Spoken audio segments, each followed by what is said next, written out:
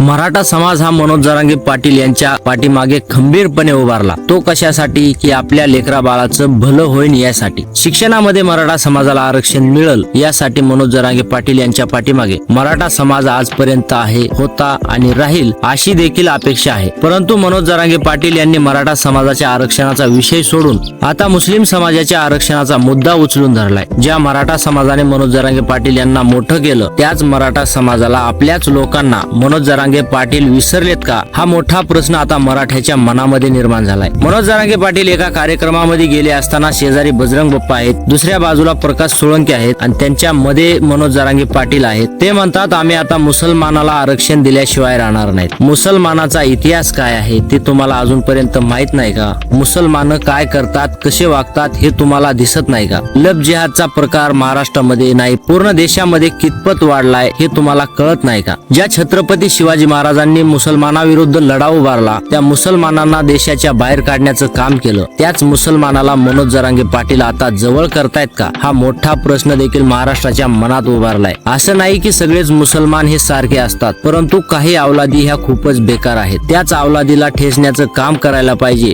परंतु मनोज जरांगे पाटील आता त्यांच्याच पाठीमागे उभारतात आणि ठामपणे सांगतात की मी तुम्हाला आरक्षण दिल्याशिवाय राहणार नाही। मनोज जरांगे पाटील यांना बहुतेक असं वाटत असेल की मराठ्यांचं आरक्षण गेलं खड्ड्यात, आपण तर मोठा झालो बुवा। कारण की मनोज जरांगे पाटील यांचं अस्तित्व काहीच नव्हतं, त्यांचं शून्य अस्तित्व होतं। त्या शून्य अस्तित्वातून मनोज जरांगे पाटील यांनी मराठ्याच्या जीवावर विश्व निर्माण केलं। परंतु आता त्याच मराठ्यांना विसरल्यासारखं मनोज जरांगे पाटील करत आहेत। मनोज जरांगे पाटील यांना कळायला पाहिजे की मराठा समाज आता भरकटायला लागलाय, त्यांच्यावरला विश्वास 50% तर उडालेला आहे। मनोज जरांगे पाटील यांच्या पाठीमागं कोण आहे? मनोज जरांगे पाटील कोणाच्या इशाऱ्यावर नाचतात, कोणाच्या इशाऱ्यावर काम करतात हे देखील मराठा समाजाला आता कळून चुकलेलं आहे। तर आता मनोज जरांगे पाटील यांनी मराठा समाजासाठीच काम करावं आणि मराठ्यांच्या लेकरासाठीच आपला लढा उभारावा आणि मराठ्यांच्या लेकरासाठीच आपला लढा पुढे कायम ठेवावा अशी सगळ्यांची इच्छा आहे। परंतु आता पाहूयात मनोज जरांगे पाटील हे कोणता निर्णय घेतात आणि मराठा समाज देखील कोणता निर्णय घेतो